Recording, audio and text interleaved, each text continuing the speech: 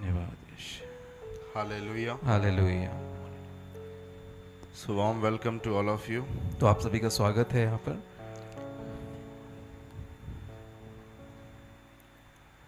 Are you ready for the word? क्या आप तैयार हैं वचन सुनने के लिए? Come with me to the book of Genesis. मेरे साथ में आए उत्पत्ति की पुस्तक में।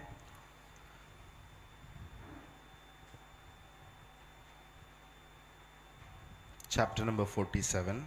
और अध्याय 47 We will read from 1 onwards. हम पहले वचन से पढ़ेंगे। उत्पत्ति 47 अध्याय 1 से 7 में पढ़ सकते हैं।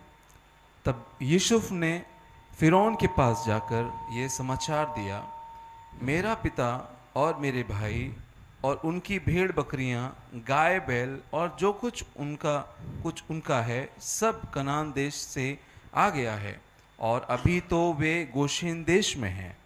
फिर उसने अपने भाइयों में से 5 जन लेकर फिरौन के सामने खड़े हो कर दिए। फिरौन ने उनके भाइयों से पूछा, तुम्हारा उद्यम क्या है?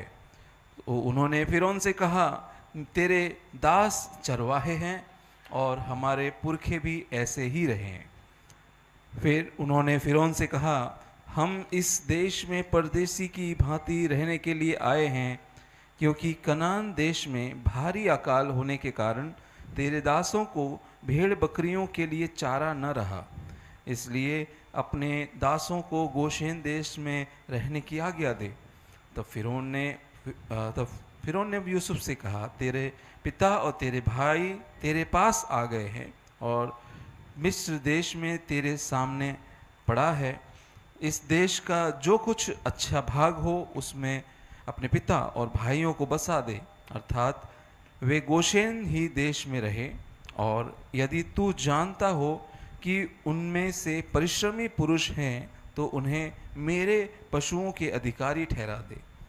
तब यूसुफ ने अपने पिता याकूब को ले आकर फिरौन के सम्मुख खड़ा किया और यूसुफ ने फिरौन को आशीर्वाद दिया।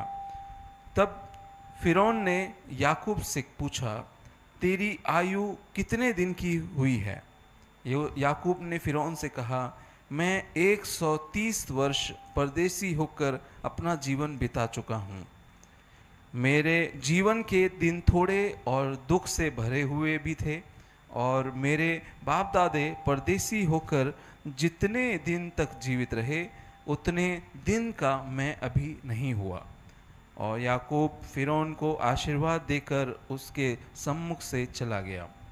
तब यूसुफ ने अपने पिता और भाइयों को बसा दिया और फिरौन की आज्ञा के अनुसार मिस्र देश के अच्छे से अच्छे भाग में अर्थात रामसेस नामक प्रदेश में भूमि देकर उनको सौंप दिया। और यूसुफ अपने पिता का और अपने भाइयों का और पिता के सारे घराने का एक एक के बाल बच्चों की गिनती के अनुसार भोजन दिला दिलाकर उनका पालन पोषण करने लगा। आमीन। Amen. Hallelujah. Hallelujah. We have completed chapter 46 last time. तो पिछली बार हमने अध्याय 46 कंप्लीट किया था। Do you remember anything of 46? कुछ याद करते हैं आप 46 अध्याय में से? What we see is Joseph is bringing his father and brothers to the land of Egypt. तो उसमें 46 अध्याय में हम क्या देखते हैं कि यूसुफ अपने पिता अपने भाइयों को मिस्र देश में लेकर आ जाता है। Amen. आमीन। And after coming to Egypt, now we're going to see that there is another phase taking place in the life of Joseph. तो अब मिस्र में लेकर आ जाने के बाद में यूसुफ के जीवन में और अलग भाग खुल रहा है। Now as they are coming to Egypt, what we can see is again Joseph is introducing his father and brothers to Pharaoh. तो यूसुफ जब अपने पिता को और अपने भाइयों को लेकर आया है तो फिर फिरौन के सामने अपने भाई और पिता को वो उनकी पहचान कराकर वो दे रहा है। From 1 to 4 what we see is Jacob is meeting Pharaoh. तो एक वचन से 4 वचन तक हम क्या देखते हैं कि यूसुफ जो है फिरौन से मिल रहा है। We are coming to the end of the story of Joseph. हम यूसुफ की कहानी के अंत में आ रहे हैं। Amen. आमीन। lot of in this study what I have did is we have went through every verses. I mean, verse by verse study we have done. और इस जो अध्ययन में जो हमने यूसुफ के जीवन पर अध्ययन किया है, उसमें वचन पर हमने ध्यान देकर उस पर मनन किया है हमने। Yeah, so we started with chapter number 37. और हमने शुरू किया था 37 वचन से, God willing, 37 अध्याय से। God willing, we will be reaching till chapter 50. और प्रभु की मर्जी रही तो हम जल्दी 50वें अध्याय तक पहुंचेंगे। Amen. आमीन। And I have tried my level best with the help of the Holy Spirit to bring out the messages from these scripture portions. और मैंने पूरे सामर्थ्य के साथ में पवित्र आत्मा की अगुवाई में जितना मुझसे हो सका कि इस वचन भागों में से जितने शिक्षाएं मैं सिखा सकता था, जितने स्टोरीज में बता सकता था, मैंने सामने रखी हैं। Some portions are so powerful और कुछ with भाग very relevant messages. और कुछ भाग जो हैं बहुत सामर्थी हैं, अच्छे संदेशों के साथ में। Is it? हैं कि नहीं?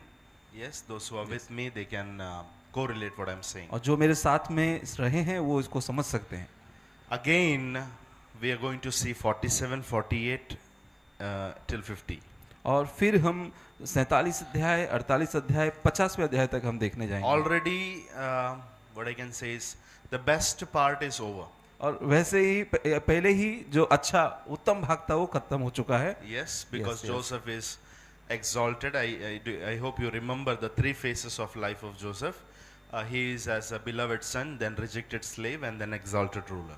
तो जो उसका उठाया जाना था वो उसमें हम देख चुके हैं, क्योंकि 3 भाग जीवन के हम देख चुके हैं कि एक प्रिय बेटा, तिरस्कार किया हुआ बेटा, उसके बाद में ऊंचा किया हुआ राजा करके, शासक करके हमने ये 3 फेजेस को हमने देख चुका है। Keep the scripture portion on the screen. वचन भाग को स्क्रीन पर रखें। So third phase is already तो over. तीसरा भाग जो है वो पूरा हो चुका है। Yes. Yes. And we see Joseph as exalted ruler. और यूसुफ को जो हम जेकब को हम लोग देख पाए हैं कि ऊंचा किया हुआ शासक वो बन चुका है। Joseph. Yusuf. Yeah. He is exalted ruler now. और यूसुफ अब एक ऊंचा शासक बन चुका है। And what we are seeing is now father is coming and meeting the Pharaoh. That's a very big thing. और अब हम देख पा रहे हैं कि उसका पिता जो याकूब है और उसके वो राजा फिरौन से मिल पा रहा है, ये बड़ी बात है। Because of whom? किसके कारण है हुआ ये? Very good. ये यूसुफ Because के of Joseph. ये यूसुफ के कारण हुआ। Can you imagine, because of Joseph, Father Jacob is meeting the higher rank official of the country of Egypt. तो इसकी कल्पना कर सकते हैं कि वाह। उसका बेटा यूसुफ की वजह से उस देश का सबसे ऊंचा अधिकारी फिरौन राजा से वो उसका बाप मिल पा रहा है। Can I release that word over you? क्या ये आपके ऊपर ये वचन बोल सकते हैं? Because of you, your parents will meet great people. आपकी वजह से आपके माता पिता बड़े बड़े लोगों से मिल पाएंगे। That can happen. ऐसा हो सकता That है। is what we are seeing here. यही तो हम देख रहे हैं। Jacob is standing before Pharaoh. और याकूब जो है वो फिरौन के सामने खड़ा है। And now as they have come to Egypt, you remember it is famine that is happening in Canaan. और इस समय जब वो सामने खड़ा है, आपको पता है कि कनान देश में अकाल आया हुआ है।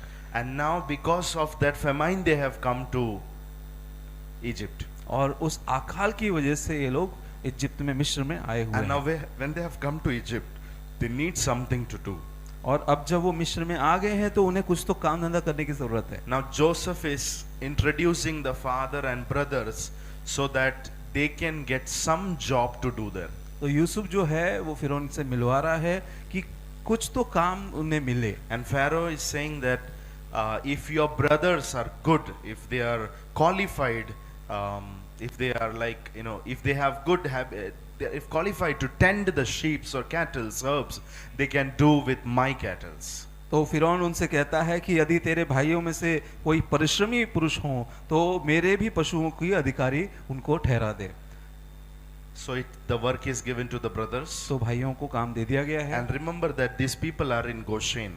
तो एक बात याद रखें कि ये सभी लोग जो हैं गोशेन में हैं। Yes. हाँ है ना। Joseph brought brothers and father to the place called Goshen. तो यूसुफ अपने पिता और भाइयों को उस स्थान पर लेकर आया जो को गोशेन कहलाता है। Now Goshen is the prepared place by God. तो गोशेन जो जगह है वो परमेश्वर का बनाया हुआ, परमेश्वर का ठहराया हुआ जगह है। And after years pass by, we can see that Goshen is becoming the significant place in those times. और इतने सालों को बीतने के बाद में हम देख पा रहे हैं कि गोशेन जो है वो बहुत महत्वपूर्ण जगह है। So when God brought Jacob to Egypt, God prepared the place. तो जब परमेश्वर याकूब को, उसके भाइयों को, उसके बच्चे, ये पूरे घराने को जब मिस्र में लेकर आया तो उनके लिए एक जगह बना के रखा हुआ था। Turn to your neighbor and say that God has prepared a Goshen for you. और अपने पड़ोसी से मुड़कर कहें कि परमेश्वर ने आपके लिए एक गोशेन तैयार रखा हुआ है। You can turn to your neighbor and say, yes, by faith you have to declare that God has prepared a Goshen for you. और विश्वास के साथ में अपने पड़ोसी से कह सकते हैं कि परमेश्वर ने तुम्हारे लिए एक गोशेन रखा हुआ है। Goshen is God prepared place. और गोशेन है परमेश्वर का बनाया हुआ, ठहराया हुआ जगह। Amen. आमीन। Geographically God can do that. और भूमि के रूप में, भौगोलिक रूप से परमेश्वर ऐसा कर सकता है। Wow. Hallelujah. How many of you can say that God has brought you in Kalyan? और कितने लोग ऐसा कह सकते हैं कि परमेश्वर ने आपको कल्याण में लेकर आया है। This Goshen is for you. और ये गोशेन आपके लिए है। Amen. आमीन। Call of Jesus is a Goshen for you. और कॉल ऑफ जीसस आपके लिए वो गोशेन है Where God has brought you. जहाँ परमेश्वर ने आपको लेकर आया So है। that God can fill you with the word, He can use you, He can transform you. कि परमेश्वर आपको अपने वचनों से भर सके, आपको इस्तेमाल कर सके, आपको परिवर्तित कर सके। Amen. आमीन। Say we all have Goshen in our life. और कहें कि हम सभी के जीवन में गोशेन है। Say. कहें, मुंह खोलकर कहें कि हमारे सभी के जीवन में गोशेन है। Amen. आमीन। Hallelujah. Hallelujah. God is a God who prepares the place for us. और परमेश्वर है जो हमारे लिए स्थानों को तैयार करता है। Amen. आमीन। So in Goshen, now brothers and father is tending the sheep. और गोशेन में और भाई और उसके पिता जो हैं वो भेड़ों को चराने के लिए चुने जा रहे हैं। And there itself you can see that Pharaoh is asking a question to Jacob. और वहाँ हम देख पा रहे हैं कि फिरौन जो है वो याकूब को क्वेश्चन पूछता है। And also remember that Goshen, it says that it is the best place in the whole Egypt. और यहाँ तक कि वो कहता है कि गोशेन जो है पूरे मिस्र में की सबसे उत्तम जगह है। Wow. वाह। Hallelujah. Hallelujah. Amen. Man. Hallelujah. Hallelujah. Say best place is reserved for me. कहें सबसे उत्तम जगह मेरे लिए रखी हुई है। सबसे उत्तम जगह मेरे लिए रखी हुई है। Amen. आमीन। Hallelujah. Hallelujah. Now in Goshen, there is a question coming to Jacob that what is your age? अब गोशेन के बारे में बात करते हुए फिरौन पूछता है याकूब से कि तेरी उम्र कितनी है। How old are you? कि तेरी उम्र कितनी है। Jacob said to Pharaoh, तो याकूब फिरौन से कहता the है days of the years of my pilgrimage are 130 years. Few and evil have been the days of the years of my life, and they have not attained to the days of the years of the life of my father in the days of their pilgrimage. और याकूब ने फिरौन से कहा कि मैं 130 वर्ष परदेशी होकर अपना जीवन बिता चुका हूँ। मेरे जीवन के दिन थोड़े और दुख से भरे हुए भी थे और मेरे बाप दादे परदेशी होकर जितने दिन जीवित रहे उतने दिन का मैं अभी नहीं हुआ। So he is not just giving his age. और याकूब जो है केवल अपनी उम्र नहीं बता रहा है। But Jacob is saying that I am a pilgrimage guy. याकूब ये भी बता रहा है कि मैं दुखी पुरुष हूँ। परदेशी हूँ। परदेशी I am a पुरुष हूँ। pilgrimage guy. मैं परदेशी पुरुष। See the revelation that guy has. वो देखिए किस तरीके का वो प्रकाशन वो बता रहा है। See in New Testament we say that we are pilgrimage people. और नए नियम में हम लोग कहते हैं कि हम परदेशी व्यक्ति हैं। Because our own country is heaven. क्योंकि हमारा जो खुद की जगह है, खुद का देश जो है वो स्वर्ग है। And we are all pilgrimage. तो और हम सभी परदेशी होकर यहाँ जी रहे हैं। Yes. But in the book of Genesis, Jacob is getting the revelation that I am a pilgrimage guy of 130 years. लेकिन उत्पत्ति की पुस्तक में याकूब को ये प्रकाशन मिला हुआ है कि मैं 130 वर्ष होकर मैं यहाँ पर परदेसी होकर जिया हूँ। Amen. आमीन, Hallelujah. Hallelujah. And he says that few and evil have been the days of the years of my life. और फिर भी और साथ में वो कहता है कि मेरे जीवन के दिन थोड़े और दुख से भरे हुए भी थे। 130 years now I am, but full of bad days. और 130 साल मैंने जिए हैं, लेकिन बुरे और बेकार दिन थे। Why? क्यों? That's very fact. ये बहुत सच्ची बात है। Why? Because in his childhood days, you could be remembering that when he was youth, you know, he has to run from his house. He was running out like a, he didn't have his parents. He was lying around in the wilderness without having anything, no relationship, no family around, totally alone. और अपने शुरुआती दिनों में, अपने जवानी के दिनों में वो अपने घर से बाहर अकेले में, मरुभूमि में, अकेलेपन में वो जीवन जी रहा था। He was running like a refugee. और वो इस तरीके से भाग रहा था जैसे वो रिफ्यूजी है। And you remember that when he comes to the house of Laban for around 20 years, he has to just work out to get his own beloved wife. और फिर आप जानते हैं कि उसको All अपनी together. हाँ, उसको आप जानते हैं कि लाबान के घर में जाने के बाद में कुल मिलाकर 20 वर्ष उसको वहाँ रहना पड़ा, जो उसकी प्रिय पत्नी उसको अपना करने के लिए कुल मिलाकर करीब 20 वर्ष उसने वहाँ पर बिताए। And after that, what we are seeing, और उसके बाद हम क्या देखते हैं? Joseph's story is starting. वहाँ पर फिर यूसुफ की कहानी शुरू हो जाती है। So he is saying the fact. वो सही बता रहा है। 130 years. 130 वर्ष, Only 130 years. कुल सिर्फ 130 साल, Right? आया ना। Because the man who lived for the longest year was Methuselah, and maybe around 969 years around. और क्योंकि हम जानते हैं कि जो सबसे ज़्यादा उम्र तक जिया हुआ वो जो व्यक्ति बाइबल में हम देख पाते हैं मथुशेलह, जो कि 969 ईयर्स तक वो So Jiya. maybe he could have lived more 31 years, he could have completed 1000 years. और हो सकता है कि वो और 31 साल और जी लिया होता तो 1000 साल पूरा So कर लिया होता। Abraham lived for around 180 years. Abraham, Noah lived for 600 years. So these all patriarchs were living long life. Compared to what he got was 130 years. तो उसका पिता जो अब्राहम, जो 180 साल तक जिया, और नूह के बारे में कि 600 साल के बाद में और वो जिया। इस तरीके से सब लोगों की उम्र इतनी ज़्यादा उसने देखी थी, इसलिए वो कहता है कि सिर्फ 130 साल वो जिया है। And 130 years full of pain. और 130 साल जो हैं वो सिर्फ दुख से भरे हुए। Yes or no? हाँ या ना? And after that, what we see is Jacob is blessing Pharaoh. और फिर हम क्या देखते हैं कि याकूब जो है वो फिरौन को आशीष दे रहा है। आमीन, Hallelujah. Hallelujah. If you read verse number 11 and 12, जब आप पढ़ते हैं अध्याय वचन 11 और 12, there we can see that Joseph is feeding his brothers and वहाँ- father. वहाँ हम देखते हैं यूसुफ जो है अपने पिता और भाइयों को भोजन दे रहा है। So he is feeding the enemies. तो वो अपने शत्रुओं को भी भोजन दे रहा It है। says that Joseph provided his father, his brothers, and his father's household with bread according to the number in their families. और वहाँ पर हम देख पा रहे हैं, लिखा है कि यूसुफ अपने पिता का और अपने भाइयों का और पिता के सारे घराने का और एक एक बाल बच्चों की गिनती के अनुसार भोजन दिला कर उनका पालन पोषण करने लगा। Amen. आमीन।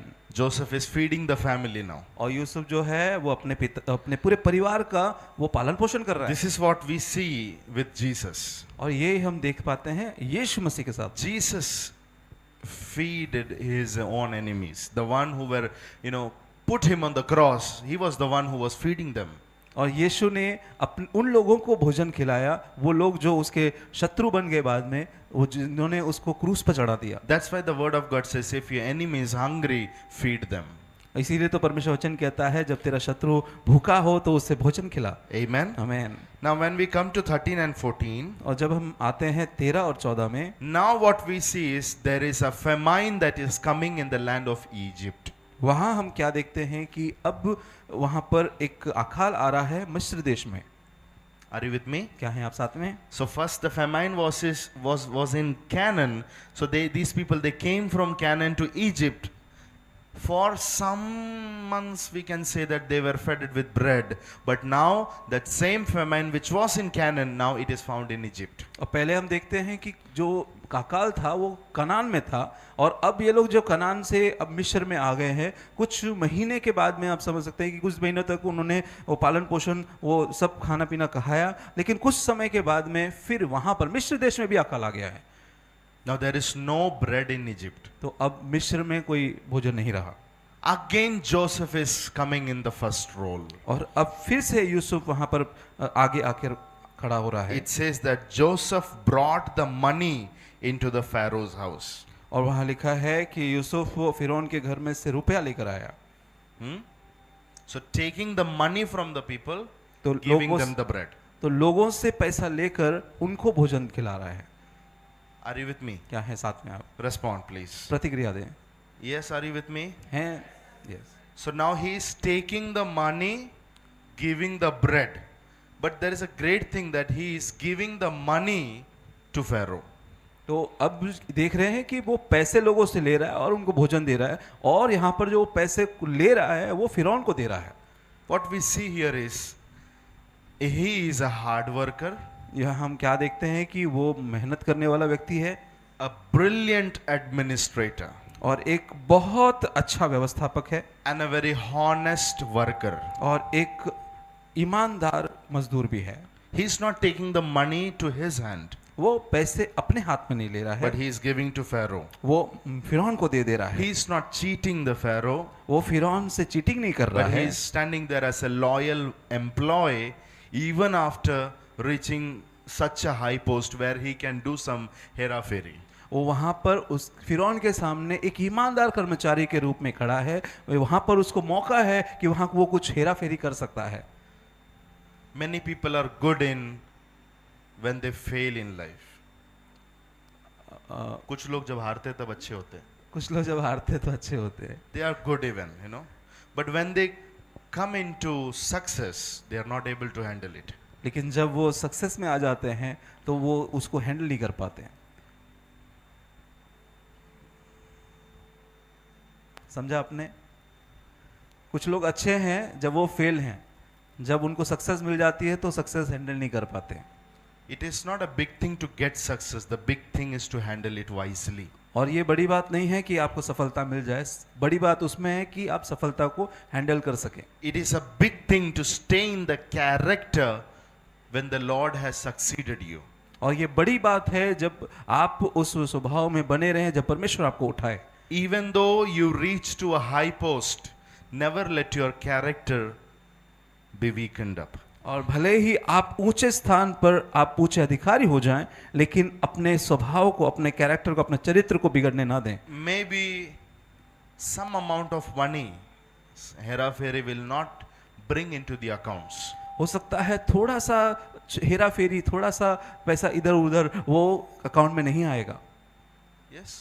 आया ना? ये पूरे कंट्री का, पूरे राष्ट्र का जो बड़ा काम है, वो बड़ा काम, बड़े डीलिंग्स हो रहे हैं, पूरा नेशंस को पैसा लेके रोटी दिया जा रहा था, उसके बीच में थोड़ा बहुत पैसा अगर रख लिया जोसेफ ने तो वो अकाउंट्स में दिखने वाला भी नहीं है। समझ रहे? ऐसे टाइम पे भी, such a time also, if you are faithful, God sees that. और ऐसे समय पर भी आप विश्वास योग्य हैं तो परमेश्वर वो देखता है। फेथ इन गॉड, परमेश्वर में विश्वास, फेथफुलनेस बिफोर मेन, और मनुष्यों के सामने विश्वास योग्यता। Faith and faithfulness should walk together. और विश्वास और विश्वास योग्यता साथ में चलना So चाहिए। even if you reach somewhere in your life, तो भले ही आप अपने जीवन में कहीं पहुंच जाएं, we have to follow this quality of Joseph. तो हमें यूसुफ की ये स्वभाव, ये गुणवत्ता हमें अपने अंदर रखना है। There is something called finance test comes in our life. और कुछ ऐसा है कि आपके जीवन में फाइनेंशियल टेस्ट आपके जीवन में आता है। There are different tests coming on the way. अलग अलग तरीके के टेस्ट आपके जीवन में आते हैं, There is financial tests. और Tell उस- with me, financial test. और उसी के जैसा उसी में आता है फाइनेंशियल टेस्ट। मेरे साथ में कहें फाइनेंशियल टेस्ट, Loud, आर्थिक loud, loud, परीक्षा, loud, loud. Scream it. आर्थिक परीक्षा, financial test. Yes. Yes, It is not when you are big zero.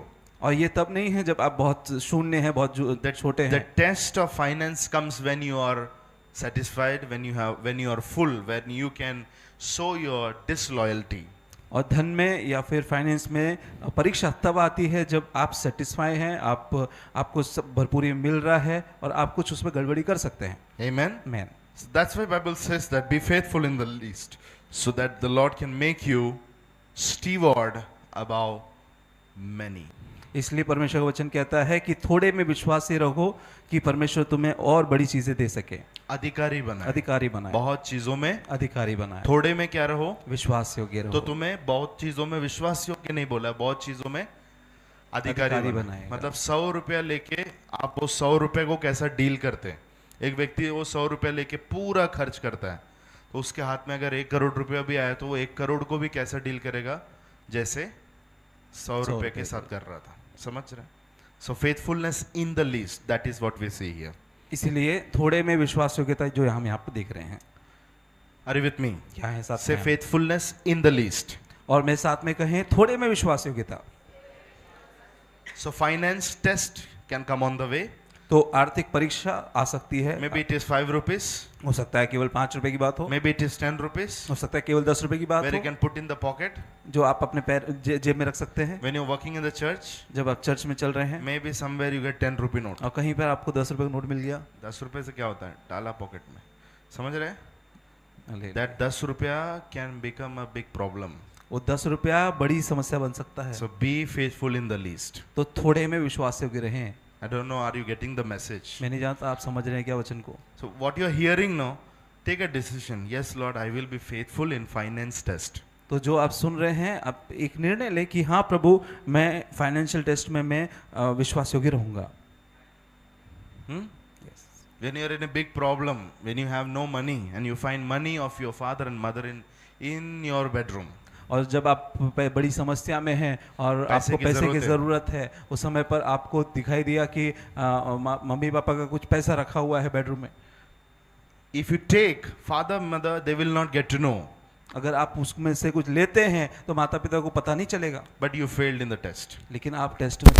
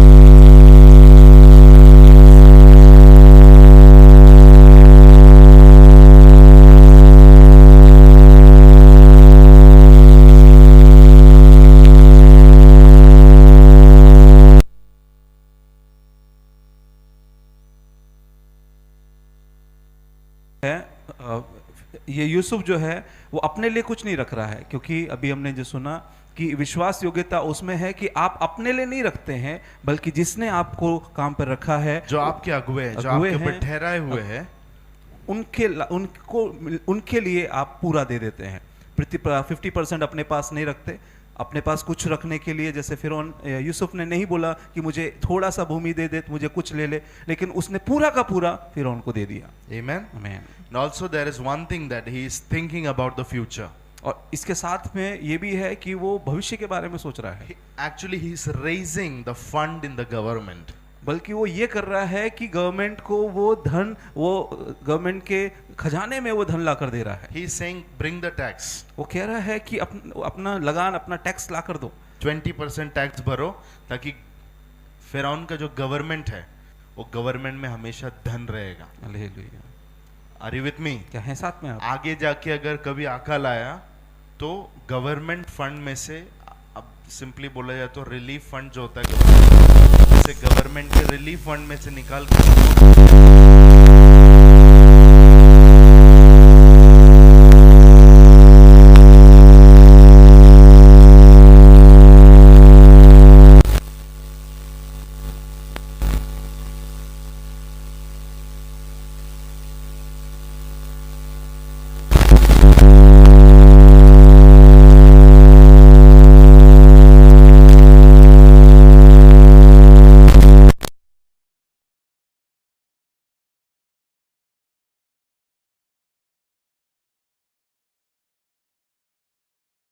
such wisdom that you gave to Joseph. और ये प्रार्थना करें कि जब इस जवानी के समय में ये प्रार्थना करें कि प्रभु जो बुद्धि आपने यूसुफ को दिया वो बुद्धि मुझे दे। Lead in prayer.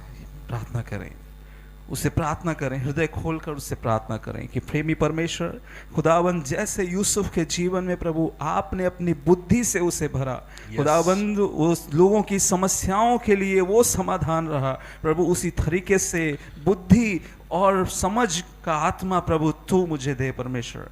मुंह खोलकर उसको धन्यवाद करें, उससे प्रार्थना करें, हाँ प्रभु मैं वो बुद्धि को मांगता हूँ प्रभु, वो यूसुफ के ऊपर की जो बुद्धि प्रभु आपने दी, वो प्रसन्न था, वो प्रभु अगुवाई प्रभु मेरे जीवन में भी मैं मांगता हूँ यीशु मसीह के नाम से पिता, आमीन। धन्यवाद यीशु। Amen. आमीन। Hallelujah. Hallelujah. Joseph is full of wisdom and he is moving in the wisdom strategy. और यूसुफ पूरा बुद्धि से भरा हुआ है और बुद्धि की योजनाओं के साथ में वो काम करता है। Isn't that interesting? क्या ये अच्छा नहीं लग रहा आपको? So first he said, give me your money. पहला तो वो कह रहा है कि अपना धन दो, Then he is saying that give me your land, फिर वो कह रहा है कि cattle. फिर अपने जानवरों को लेकर आओ, फिर कहता है, Then he is saying give your land. फिर वो कहता है अपने भूमि को लेकर आओ। Now he is saying I will give you seed. Let it be fruitful. Give one portion to Pharaoh. और वो अब कह रहा है कि उस जो भूमि तुमने दिया है, अब उसके लिए मैं बीज भी तुमको देता हूँ, उसमें से फसल उपजाओ और उसमें का एक भाग जो है फिरौन को लेकर आओ। Remember, there is a principle whenever the Lord is giving us the seed and when it is bountifully, it is multiplied. What we have to do is, what goes to Caesar should go to Caesar and what belongs to God should go to God. और एक सिद्धांत आपको पता है कि जब परमेश्वर हमें बीज बीज देता देता है तो बीज में का जो उपज होता है उसमें से कुछ भाग जो परमेश्वर का है वो परमेश्वर को, और जो कैसर का है वो कैसर को देना है। Amen. आमीन। बोले जो परमेश्वर का है वो परमेश्वर को, जो परमेश्वर का है वो परमेश्वर को, जो कैसर का है वो कैसर जो को। कैसर का है वो कैसर को। When you do that, जब आप ये करते there हैं, comes a financial order in your life. तो जब आप ऐसा करते हैं तो आपके जीवन में एक आर्थिक क्रम आ जाता है। When I taught about finance here, जब मैं यहाँ पर फाइनेंस सिखा रहा था, I said that three things should happen. मैंने कहा था 3 चीजें होनी When चाहिए। 3 things happen in finance, it means that there is order. जब 3 चीजें होती हैं फाइनेंस में, Number 1, पहला save some, share some, give some. तो पहला है कि Spend some, कुछ चीजें खर्चा करो, Give some, कुछ दो और save कुछ some. बचाओ। Amen. मैन, फिर से एक बार, कुछ खर्चा करो, कुछ बचाओ और कुछ से कुछ दो, कुछ धन क्या किया जाना चाहिए? देना चाहिए। देना है। जो खुदा का है वो खुदा को, कुछ खर्च करना और तीसरा बाइबल ये भी कहता है कि कुछ चीजें क्या करना है, हमें सेव भी करना है. Amen. आमीन, Hallelujah. Hallelujah. So now, when you come to verse number 13 and 14, we did that, right? Now 27. Come to 27. तो इस समय हम 27 वचन पर आते हैं। So Israel dwelt in the land of Egypt, in the country of Goshen. They had possessions there, grew and multiplied exceedingly. तो Israeli मिस्र के गोशेन प्रदेश में रहने लगे और वहाँ की भूमि उनके वश में थी और वे फूले फले और अत्यंत बढ़ गए। You remember how many people entered Egypt? और आप याद करते हैं कितने लोग मिस्र में प्रवेश किए थे? Who will tell me? Who कौन will tell me? बताएगा? Who will tell me? Come कौन on, come on. बताएगा? हाथ खड़ा करें। Yes. How many? 70, 70 right? लोग, 70 But लोग। after a time of tribulation and persecution, they got multiplied and it was around 30 lakh. और फिर सताव के बाद में उनके जीवन में गुलामी में वो सताव में जाने के बाद उनकी गिनती जो है वो 30 लाख तक की हो पहुंच गई। Now, when you come to verse number 28, it says that Jacob lived in the land of Egypt for 17 more years. और फिर जब 28 वचन में हम पढ़ते हैं कि मिस्र देश में याकूब 17 वर्ष और जीवित रहा। So now how old is he? तो अब उसकी उम्र कितनी है? Who will tell me? Come कौन on. बताएगा? He was 130 when he came to Egypt. 130 वर्ष का था जब वो मिस्र में आया More 17 years. और फिर और 17 साल। How much it is? कितना हो गया? 147. 7। Yeah, now he is 147 147 years old. तो अब उसकी आयु 143 वर्ष की Yeah, हो गई read है। from 28 quickly. 28 वचन से पढ़ते हैं कि मिस्र देश में याकूब 17 वर्ष और जीवित रहा। इस प्रकार याकूब की सारी आयु 147 वर्ष की हुई। जब इज़राइल के मरने का दिन निकट आ गया तब उसने अपने पुत्र यूसुफ को बुलवा कर कहा, यदि तेरा अनुग्रह मुझ पर हो तो अपना हाथ मेरी जांघ के नीचे रखकर शपथ खा कि तू मेरे साथ कृपा और सच्चाई का यह काम करेगा कि मुझे मिस्र में मिट्टी ना देगा। जब मैं अपने बाप दादाओं के संग सो जाऊंगा तब तू मुझे मिस्र से उठा ले जाकर उन्हीं के कब्रिस्तान में रखेगा। तब तब यूसुफ ने कहा कि मैं तेरे वचन के अनुसार करूंगा। फिर उसने कहा मुझसे शपथ खा। अतः उसने उससे शपथ खाई। तब इज़राइल ने खाट के सिरहाने की ओर सिर झुकाकर प्रार्थना की। Yes. Now what is happening there? Jacob is saying that now I am feeling old. I am kind of sick that if I die, don't bury me here in Egypt because my forefathers who are sleeping in the land of Canaan, my dead body should be brought to Canaan. तो यूसुफ जो है याकूब जो है इस समय पर अपने आप को बीमार समझ रहा है और वो कह रहा है कि अगर मैं मर गया तो मुझे यहाँ पर मिट्टी नहीं देना, मिस्र में नहीं, मुझे कनान में ही जहाँ मेरे बाप दादे जहाँ कब्रिस्तान में है उन्हीं के साथ में मुझे वहाँ पर ले जाकर रख देना। Amen. आमीन। Come with me to 48. मेरे साथ में आए 48 अध्याय में From 1 to 4 quickly. एक वचन से हम पढ़ेंगे 1 से 4। इन बातों के पश्चात किसी ने यूसुफ से कहा, सुन तेरा पिता बीमार है। तब वह मनश्शे और एप्रेम नामक अपने दोनों पुत्रों को संग लेकर उसके पास चला। कितने लोग जानते हैं जोसेफ के 2 बच्चे हैं, मनाशे और एप्रेम। मनाशे का मतलब क्या है?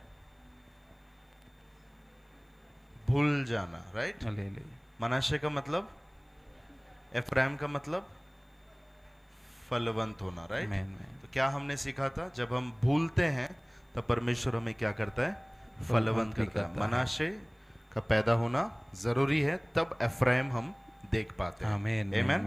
तो जोसेफ के लाइफ में उसने सारे दुखों को, पास्ट में जो कुछ उसके साथ गलत हुआ वो भूल गया। अगला बच्चा आया एफ्राइम। डोंट फॉरगेट दैट, भूलना नहीं इसे। या और किसी ने याकूब को बता दिया कि तेरे पुत्र यूसुफ तेरे पास आ रहा है। तब इज़राइल अपने को संभाल कर खाट पर बैठ गया और याकूब ने यूसुफ से कहा, सर्वशक्तिमान ईश्वर ने कनान देश से लूज देश के पास मुझे दर्शन देकर आशीष दी और कहा, सुन मैं तुझे फलवंत करके बढ़ाऊंगा और तुझे राज्य राज्य की मंडली का मूल बनाऊंगा और तेरे पश्चात तेरे वंश को यह देश दूंगा जिससे कि वह सदा तक उनकी नीच भूमि बनी रहे। Amen. Amen. Now what is Jacob saying? Now Jacob is sick there. तो याकूब क्या कर रहा है? याकूब वहां पर बीमार है and Joseph is going to meet the father. और यूसुफ अपने पिता से मिलने जा रहा है। When he is going, as Jacob is seeing Joseph, he is reminded of God's faithfulness. और जब वो यूसुफ वहाँ पर उस याकूब से मिल रहा है तो याकूब उसको परमेश्वर के कामों को याद दिला रहा है। He is saying that God has put a covenant with me. He has promised something to me when I was in lose. और वो उसको अपने बेटे को कह रहा है कि परमेश्वर ने मेरे साथ में भलाई की है कि मुझे लूज में जब मैं था तब परमेश्वर ने मेरे साथ में कुछ वायदा किया है। What was that promise? और वो वायदा क्या था? The promise was, I will make you fruitful. कि उसने वायदा दिया था कि मैं तुझे फलवंत करूंगा, मैं तुझे बढ़ाऊंगा। Amen. Amen, amen. Which is this place called Luz? तो ये कौन सा जगह है जो लूज कहला रहा है? It is the place called Bethel. ये वो जगह है जो है Bethel, where he was alone in the wilderness and he took the stone and kept his head, and where he saw the heaven was open, there was a ladder, angels were coming up and down. और ये वही जगह है जहाँ पर वो मरुभूमि में अकेला था, उसने पत्थर के ऊपर सिर रखकर वहाँ पर उसने उसको दर्शन मिला था कि स्वर्गदूत सीढ़ियों से ऊपर नीचे आ रहे हैं। Yes? Yes. So in that Luz he got that promise. तो ये लूज ही वो जगह थी जहाँ उसको ये वायदा मिला था। After many years, और सालों के बाद में still he is reminded of the promise. ये उस वायदे को अभी भी याद करता है। He is on his deathbed. अब वो मरणासन अवस्था में है इस समय। I want to give you a message. आपको एक संदेश देना चाहते हैं। Hold on to the prophecies and promises. और परमेश्वर के वायदे और भविष्यवाणियों को पकड़ कर रखें। Never let it go. उनको कभी जाने ना दें। Let worries go.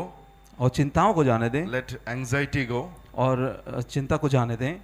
Let depression go. और निराशाओं को जाने But दें। never let the prophecies and promises the Lord has given you, never let it go. लेकिन कभी भी वायदों को और भविष्यवाणियों को कभी भी अपने जीवन से जाने नहीं देना। So what was the message? तो संदेश क्या है? I will multiply you and I will make you fruitful. कि मैं तुझे फलवंत करूंगा, मैं तुझे बढ़ाऊंगा। Now where is he? तो अब वो कहाँ पर है? On the deathbed. अब वो मरने की जगह मरने वाला है। Has he seen the multiplication? क्या उसने वो बढ़ोतरी को देखा है? देखा है? कितने लोग इधर कॉन्शियस माइंड में है? हाथ उठा के बताइए। नहीं हाथ उठा रहे। कितने कॉन्शियस माइंड? अच्छा, सुबोध मन में कितने लोग हैं इधर? कितने लोग सुबोध मन में हैं यहाँ पर? ध्यान से सुन रहे हैं कितने लोग? ओ आप लोग क्या है? मैं नहीं आऊंगा फिर यूथ मीटिंग, प्लीज। कुछ नहीं बोल रहे आप लोग। कितने लोग सुबोध मन में हैं इधर? पूछ रहा हूँ। अरे भाई आप लोग एक दूसरे को क्या देख रहे हैं? हाँ, मैं क्या बात कर रहा, समझ रहे हैं ना आपको? Yes. Where I was? कि क्या इसने अपने जीवन में बढ़ोतरी को देखा है? He is on the deathbed, right? वो मरने वाला है। He has not seen the multiplication. उसने अभी भी वो मल्टीप्लिकेशन को, बढ़ोतरी को नहीं देखा है। मल्टीप्लिकेशन कब होगा? किसी को नहीं पता? इजिप्ट में बताया था आपको लास्ट टाइम। फेरो, ये वाला फेरोन हट जाता है, दूसरा फेरोन वहां पे आता है। आने के बाद क्या होता है? वो फेरोन इस्राएलियों को गुलामी में रखकर काम करवाना शुरू करता है। कितने साल के लिए? जोर से बोलिए। वेरी गुड, जोर से और एक बार। 400 साल। भूलेंगे कभी? लाइफ टाइम याद रहेगा। इस्राएली लोग कितने साल गुलामी में थे? कितना? 400 ही सुनाई दे रहा है। 400? हाँ 400 ही था वो। 430 साल। कितना साल? 430 साल। यस, 430 साल गुलामी में थे। और 430 साल के अंदर क्या हुआ? ये 70 लोग कितने में बदल गए? 30 लाख लोगों में 30 लाख लोगों में बदल गए। तो ये बाद में होने वाला है। आप समझ रहे? एक व्यक्ति जब बेड के ऊपर है, उस टाइम पे जोसेफ को आते हुए देखकर परमेश्वर ने जो याकूब को वादा किया था, वो वादा जोसेफ को बता रहा है। Hallelujah. The promise is for you and for your generation, Acts 2 says. और ये वायदा तुम्हारे लिए और ये प्रतिज्ञा तुम्हारे और तुम्हारी पीढ़ियों तक के लिए है। परमेश्वर वचन कहता है। आमेन। Hallelujah. Hallelujah. The promises is not just for me. The promises is for me and for my generations. और प्रतिज्ञाएं केवल मेरे लिए नहीं, मेरी पीढ़ियों तक के लिए हैं। That is what he's saying. What we see here is he is transferring the promise to the next generation. और यहाँ वही देख रहे हैं कि वो उस वायदे को आगे अगली पीढ़ी तक पहुंचा रहा है। Did Joseph see that? क्या यूसुफ ने उसे देखा? Partially. थोड़ा सा, But लेकिन Moses saw that generation. मूसा ने उस बढ़ोतरी को देखा। कुछ नहीं बोलते चल. Hallelujah, Hallelujah. Hallelujah. So every seed will be fruitful. Every promised seed will be fruitful. तो हर एक बीज फलवंत होगा, हर एक वायदा, हर एक प्रतिज्ञा फलवंत होगी। Say amen to कहें that. आमेन इसके लिए। Hallelujah. Amen, hallelujah. Jacob giving the promise to next generation. तो याकूब जो है अपने उस प्रॉमिस को, उस वायदे को अगली पीढ़ी तक पहुंचा रहा है।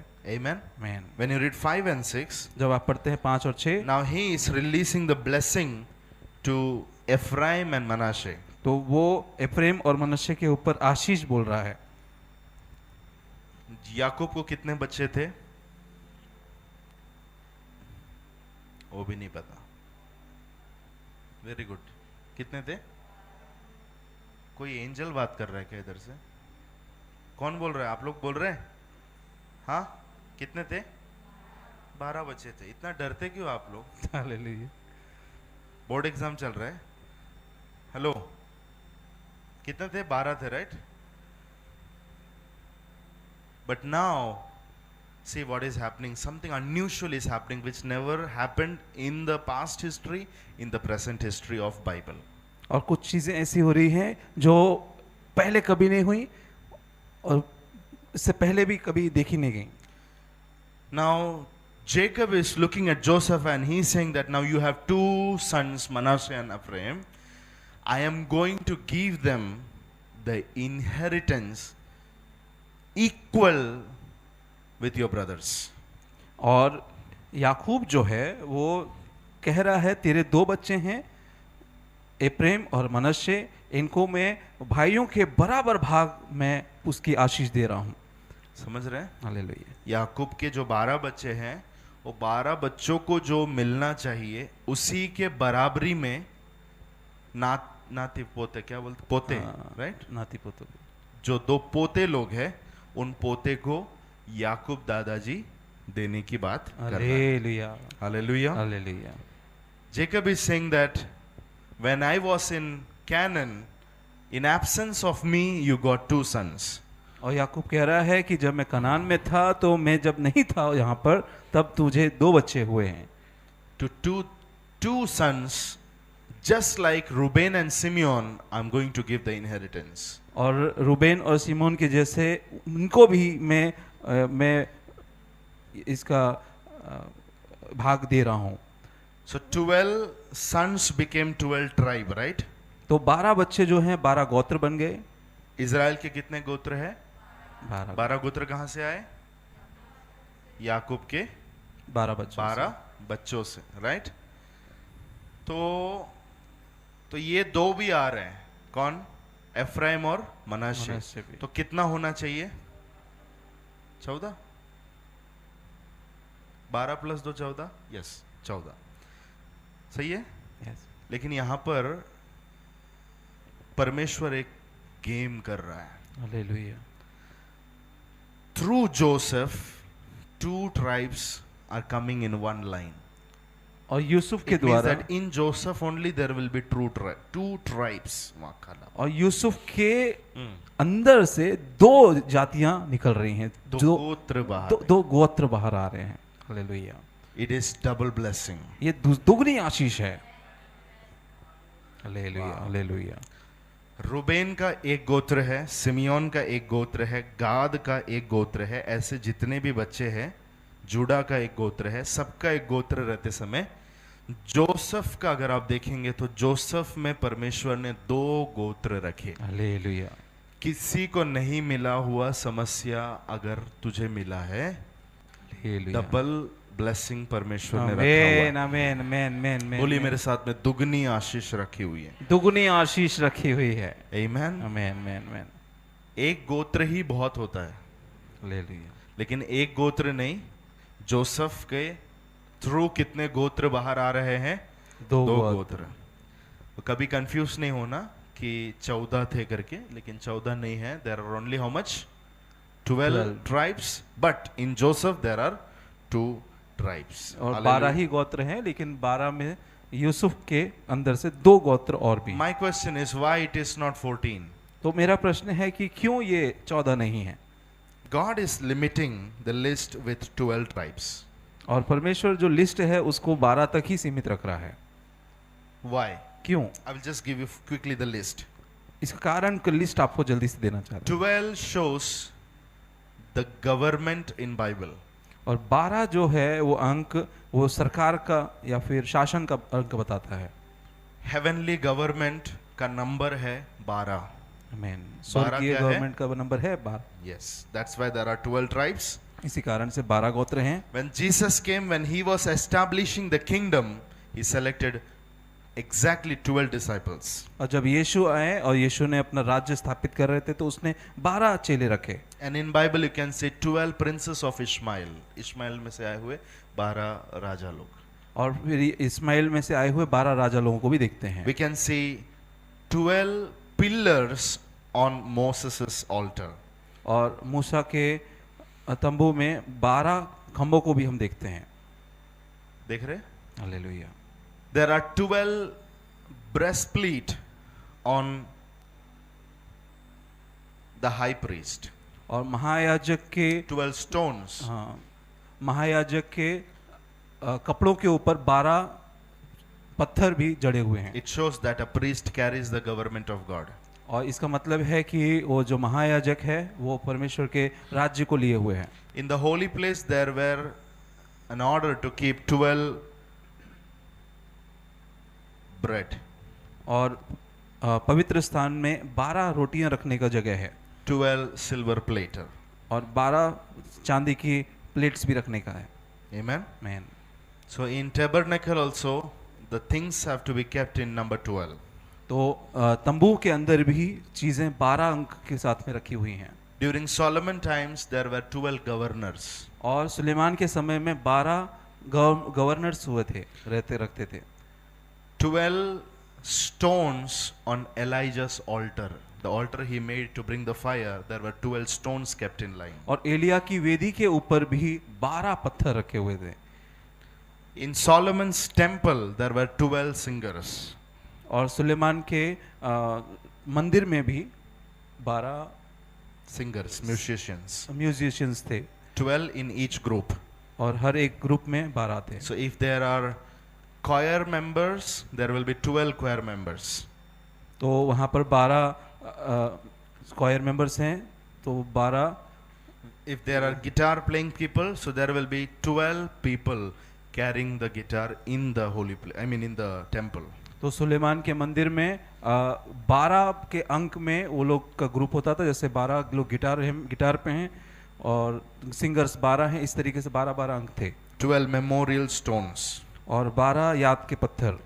To spy the land, there 12 people were sent. और कनान में जासूसी के लिए भी 12 लोग भेजे गए थे। In one day we have 12 hours. और एक दिन में 12 घंटे होते हैं। In 1 year we have 12 months. और एक साल में 12 महीने होते हैं। When you come to book of Acts, there are 12 men who were filled with the Holy Spirit. और प्रेरितों के काम में हम देखते हैं तो 12 लोग हैं जो आत्मा से भरे हुए हैं। In New Jerusalem, we can see that there are 12 gates of 12 pearls, different pearls. और नए यरूशलेम में जो प्रकाशित वाक्य हम देखते हैं उसमें 12 मोतियों के द्वार हैं। There are 12 foundations in New Jerusalem. और नए यरूशलेम में 12 फाउंडेशन है, 12 नींवें हैं। There are 12 angels in every gate of New Jerusalem. और 12 स्वर्गदूत हैं हर एक गेट के ऊपर नए यरूशलेम में। 12 apostles of the Lamb. Vakaram. Oh, और goodness. और उस मेमने के 12 प्रेरित हैं वहां पर। Amen. हालेलुया, आमीन। And there are a big list of 12,000 and 1200 that I will not give. और एक बड़ी लिस्ट है 12,000 की, 12,000 गुना 12 लोगों की, 12,000 गुना 12। 12 fruits carrying tree of life in new heaven. और 12 पेड़ हैं जीवन का फल लिए हुए। So what I understand is 12 is very special to God.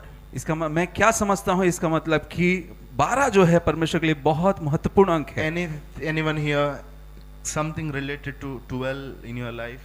और आप में से कोई जिसके जीवन में 12 जुड़ता हुआ अंक है, Still you are special, no problem. फिर भी आप खास हैं। Yes. Hallelujah. Amen. Amen. So anyhow, in Bible 12 is very special. और बाइबल में भी ये बहुत स्पेशल है। That's why it is not kept as 14 but it is counted as 12. इसीलिए बाइबल में ये 14 नहीं रखा गया, ये बाइबल में 12 ही रखा गया है। पड़ोसी को बोलो, समझ में आ रहा है कि इधर क्या चल रहा है? समझ में आ रहा है क्या चल रहा है? I'm teaching you something, you know, these things should never leave your mind. और मैं At आपको least. कुछ चीजें सिखा रहा हूँ कि आपके मन में से कभी नहीं बाहर निकले। All right, so 12 tribes now they are ready.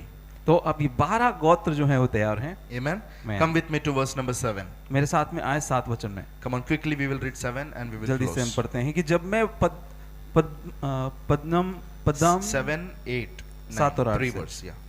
और जब मैं पद्दाम से आता था तब एप्राता पहुंचते ही थोड़ी ही दूर पहले राहेल कनान देश में मार्ग में मेरे सामने मर गई और मैंने उसे मरी अर्थात एप्राता जो बेतलहम भी कहलाता है उसी के मार्ग में मिट्टी दी। तब इज़राइल को यूसुफ के पुत्र देख पड़े और उसने पूछा ये कौन है? यूसुफ ने अपने पिता से कहा ये मेरे पुत्र हैं जो परमेश्वर ने मुझे यहाँ दिए हैं।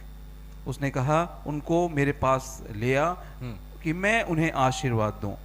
इज़राइल की आंखें बुढ़ापे के कारण धुंधली हो गई थीं और यहाँ तक कि उसे कम सूंघता था और सूझता था। तब यूसुफ उनके पास ले गया और उसने उन्हें चूम कर गले लगा लिया। तब इज़राइल ने यूसुफ से कहा मुझे आशा न थी कि मैं तेरा मुख फिर देखने पाऊंगा, परंतु देख परमेश्वर ने मुझे तेरा वंश भी दिखाया है। तब यूसुफ ने उन्हें अपने घुटनों के बीच में बीच से हटाकर और अपने मुंह के बल भूमि पर गिरकर दंडवत किया। तब यूसुफ ने उन दोनों को लेकर अर्थात एप्रेम को अपने दाहिने हाथ से कि वह इज़राइल के बाएं हाथ पड़े और मनश्शे को अपने बाएं हाथ से कि वह इज़राइल के दाहिने हाथ पड़े। उन्होंने उन्हें उसके पास ले गया और इज़राइल ने अपना दाहिना हाथ बढ़ाकर एप्रेम के सिर पर जो छोटा था और अपना बायां हाथ बढ़ाकर मनश्शे के सिर पर रख दिया। उसने जानबूझकर ऐसा नहीं किया, नहीं तो जेठा मनश्शे ही था। फिर उसने यूसुफ को आशीर्वाद देकर कहा कि परमेश्वर जिसके सम्मुख मेरे बाप दादे अब्राहम इसहाक चले वही परमेश्वर मेरे जन्म से लेकर आज के दिन तक मेरा चरवाहा बना है और वही दूत मुझे सारी बुराई से छुड़ाता आया है। वही अब इन लड़कों को आशीष दे और ये मेरे और मेरे बाप दादे अब्राहम इसहाक के कहलाएं और पृथ्वी में बहुतायत से बढ़ें। तब यूसुफ ने कहा मेरे पिता ने अपना दाहिना हाथ एप्रेम के सिर पर रखा है। तब यह बात उसको बुरी लगी क्योंकि इसलिए उसने अपने पिता का हाथ इस विचार से पकड़ लिया कि एप्रेम के सिर पर से उठाकर मनश्शे के सिर पर रख दे। यूसुफ ने अपने पिता से कहा हे पिता ऐसा नहीं, क्योंकि जेठा यही है, अपना दाहिना हाथ इसके सिर पर रख। उसके पिता ने कहा नहीं, सुन हे मेरे पुत्र, मैं इस बात को भली भांति जानता हूँ, यद्यपि इससे भी मनुष्यों की एक मंडली उत्पन्न होगी और वह भी महान हो जाएगा, तो अभी इसका छोटा भाई इससे अधिक महान हो जाएगा। उसके वंश से बहुत सी जातियां निकलेंगी। फिर उसने उसी दिन यह कहकर उनको आशीर्वाद दिया, इज़राइली लोग तेरा नाम लेकर ऐसा आशीर्वाद दिया करेंगे, परमेश्वर तुझे एप्रेम और मनश्शे के समान बना दे। और उसने मनश्शे से पहले एप्रेम का नाम लिया। तब इज़राइल ने यूसुफ से कहा देख मैं तो मरने पर हूँ, परंतु परमेश्वर तुम लोगों के संग रहेगा और तुमको तुम्हारे पितरों के देश में फिर पहुंचा देगा और मैं तुझको तेरे भाइयों से अधिक भूमि का एक भाग देता हूँ। जिसको मैंने एप्रेमियों के हाथ से अपनी तलवार और धनुष के बल से ले लिया है। Amen. Amen. Hallelujah. Amen. बोलिए एक बार जोर से। Hallelujah Let us hallelujah. complete this chapter now. और इस अध्याय को हम कंप्लीट करते हैं। Again, something very special happening here, और which has फिर never happened. यहाँ पर एक ऐसी चीज खास हो रही है जो पहले कभी नहीं हुई। I want 2 people here. मैं 2 लोगों को यहाँ चाहता हूँ। Please come 2 quickly. लोग जल्दी से आगे आए। Come 2. जल्दी से आप आगे। लोग आइए जल्दी, इधर से आओ भैया। अब या 1 more people. एक और बेटा इधर आओ। ये सब संडे स्कूल छोड़ दिया क्या? नहीं पाहिजे Sunday school? Okay. Let us imagine that और कल्पना करिए he is Jacob. ये याकूब है। Okay. Now Joseph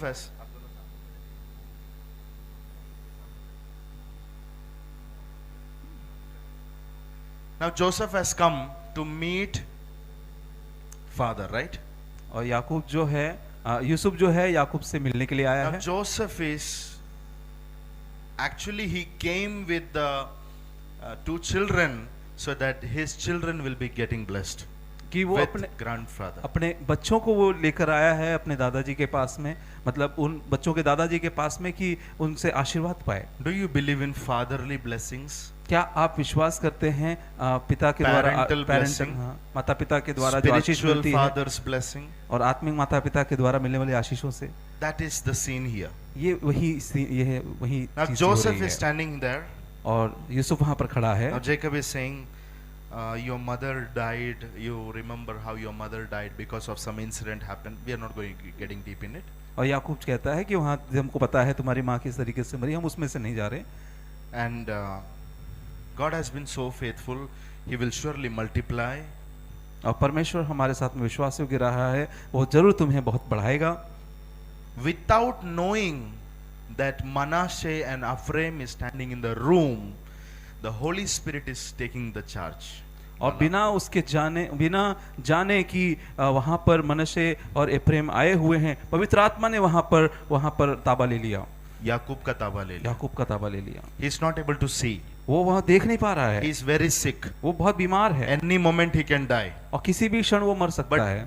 But the word of God says, when he heard that Joseph has come in the room, he stood up and sat on the bed. लेकिन जैसे ही उसने सुना कि यूसुफ वहां पर आया है, वो अपने खाट पर बैठ गया। Now he is speaking and speaking.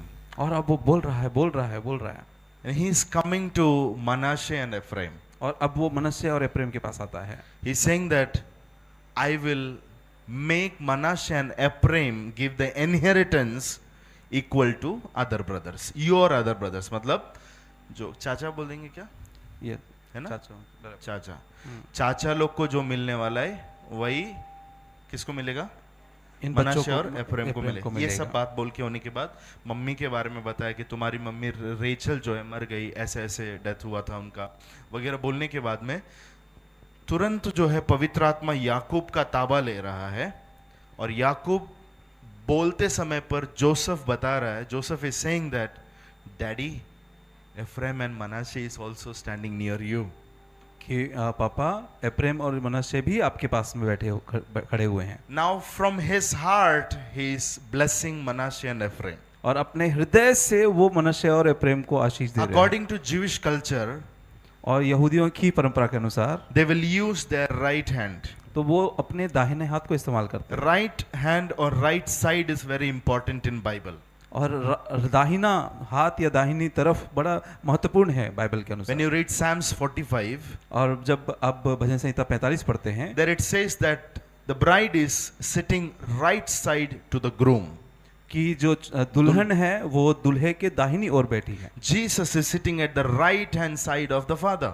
और यीशु भी पिता के दाहिनी ओर बैठे हैं। So now the blessings will flow from the right side. तो अब जो आशीष है वो भी दाहिनी ओर से बह रही है। Amen. Amen. And the first blessing should go to the eldest son. तो जो पहली आशीष है वो बड़े बेटे को मिलनी चाहिए। So to whom it should go? तो किसको मिलनी चाहिए? To Manasseh it should go, right? तो ये मनश्शे जो बड़ा है उसको मिलनी चाहिए। Yes. Yes. Now he is blessing. तो अब वो आशीष दे रहा है। Remember, he is Manasseh and he is Ephraim. और याद रखें कि ये मनाशे है और ये एफ्रेम है। Now when he is blessing, तो जब वो आशीष दे रहा है, he's putting the right hand not on Manasseh but he's putting on Ephraim.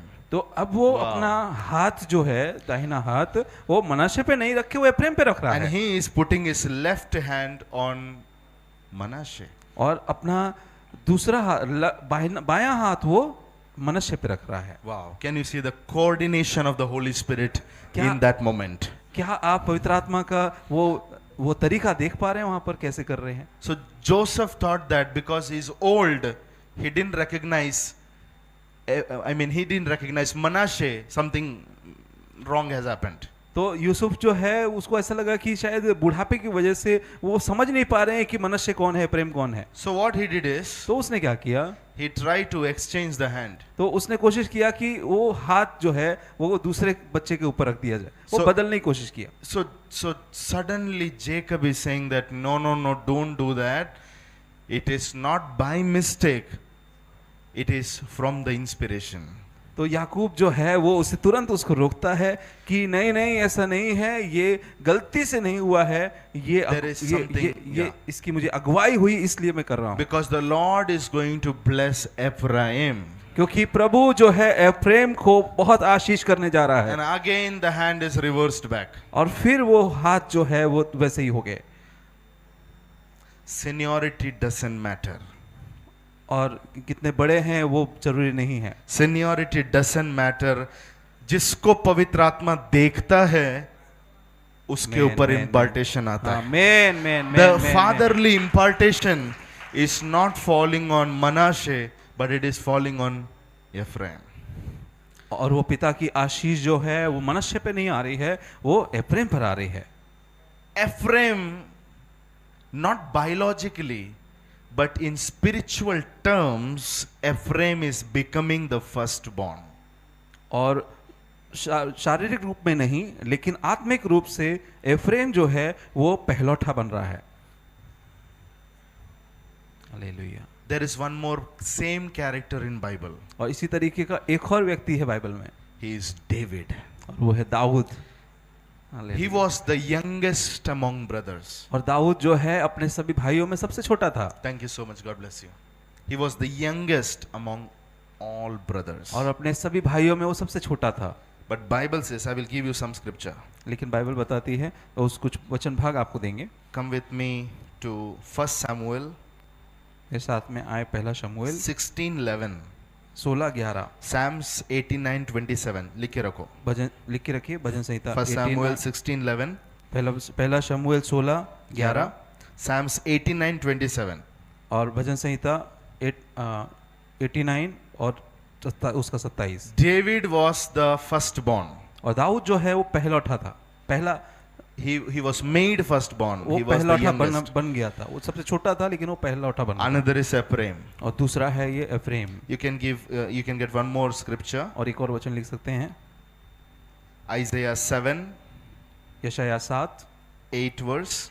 7 का 8 7th chapter and verse number 17. और 7वां अध्याय वचन 17 11th chapter and verse number 13. और 11वां अध्याय और 13 वचन। Amen. Man Can you read that? Any one verse? यशायाह 11:13 एप्रेम फिर डाह ना करेगा और यहूदा को तंग करने वाले काट डाले जाएंगे, न तो एप्रेम यहूदा से डाह करेगा और न यहूदा एप्रेम को तंग करेगा। Yeah, Jeremiah 31:9. Read that verse. यिर्मयाह 31:9 यिर्मयाह 31:9 पढ़ेंगे। Jeremiah 31:9. Yeah. 31:9 They will come with weeping. They will pray as I bring them back. I will lead them beside streams of water on a level path where they will not stumble, because I am Israel's father. I am Jacob's father. Ephraim is my firstborn son. और मैं वे आंसू बहाते हुए आएंगे और गिड़गिड़ाते हुए मेरे द्वारा पहुंचाए जाएंगे। मैं उन्हें नदियों के किनारे किनारे से और ऐसे चौरस मार्ग से ले आऊंगा जिससे वे ठोकर न खाने पाएंगे, क्योंकि मैं इज़राइल का पिता हूं और एप्रेम मेरा जेठा है। Was Ephraim the firstborn? क्या एप्रेम पहलौठा था? But because of the impartation लेकिन उस on that day, उस दिन जो उसको आशीर्वाद मिला, आशीष मिला, परमेश्वर के वचन में लिखा है वो एक को गिराता है और दूसरे को उठाता है। हालेलुया, एक को सेकंड लाइन में रख के नीचे वाले को आगे लेके आता है। जो पीछे है वो आगे किए जाएंगे, जो आगे है वो पीछे किए जाएंगे। ये करने वाले परमेश्वर ने एफ्राइम के ऊपर ग्रेस भेजा, एफ्राइम के ऊपर फेवर भेजा। उस दिन से बाइबल में एफ्राइम को पहलौठा बोला गया। David is also first born, और दाऊद भी पहलौठा है। Third person is also there, और तीसरा एक और व्यक्ति है, he is none other than Lord Jesus, और वो और कोई नहीं, हमारा प्रभु यीशु है। he is the firstborn, वो भी पहलौठा है, he is the firstborn, वो पहलौठा है। through him we are getting blessed, और उसके द्वारा हम आशीष because the impartation comes on the firstborn, and through the firstborn the blessings is released on others. तो आशीष जो है वो पहलौठे के ऊपर आती है, और उसके बाद में वो आशीष बाकी लोगों के पास Turn पहुंचती to your है। neighbor and say seniority doesn't matter. और अपने पड़ोसी से मुड़कर कहें, सीनियरिटी मतलब नहीं है। Yes, who Seniority comes से मतलब first, नहीं who है। comes second, doesn't matter. If the Lord has seen you, he will really appoint you and anoint you. और सीनियरिटी मैटर नहीं है, आप कोई पहले आया है बाद में आया है उससे कोई मतलब नहीं है। For Jesus you can write Colossians 1:15. आप खोल सकते हैं, यीशु के लिए आप लिख के रख सकते हैं कोलोसियों 1:15. So three different scriptures for three different firstborns in Bible. कुलुसियों 1:15, वह तो अदृश्य परमेश्वर का प्रतिरूप और सारी सृष्टि में पहलौठा है। Amen. Amen. Hallelujah. Hallelujah. Amen. Amen. So what are we seeing here is Ephraim is getting blessed, and later on Ephraim is called as my beloved son.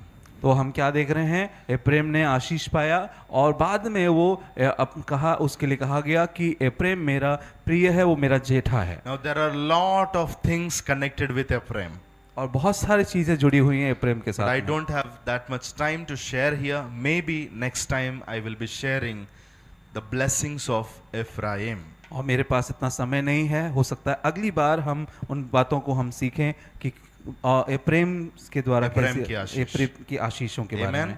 How the Lord उस दिन एफ्राइम के ऊपर आया हुआ अभिषेक ने कैसे Bible के इतिहास के ऊपर असर डाला, पवित्र आत्मा के द्वारा हम सीखेंगे। Amen. And maybe next meeting we will be, it is my will, I don't know, it is my will to complete the message on life of Joseph. और हो सकता है अगली बार जब हम यहाँ पर आए, ये मेरी इच्छा है कि हम उस समय from the Bible से, from the series, उस सीरीज में से हम इस जो यूसुफ के ऊपर हम सीख रहे हैं वो हम खत्म कर पाएं। But there is one thing the Lord has put me, entrusted with me, that we are going to compare Joseph and Jesus. और ये मेरे हृदय में डाला कि ये जीवन जो यूसुफ का जीवन है वो यीशु के साथ में कंपेयर किया जाए। Nobody is excited. Should I do that or not? Or we will close with chapter 50. ये करना चाहिए कि नहीं, कि हमें 50 चैप्टर कंप्लीट करके खत्म करना है? 50 अध्याय के साथ लाइफ ऑफ जोसेफ खत्म करना है, या जीसस का लाइफ और जोसेफ के लाइफ को साथ में लेके आना है?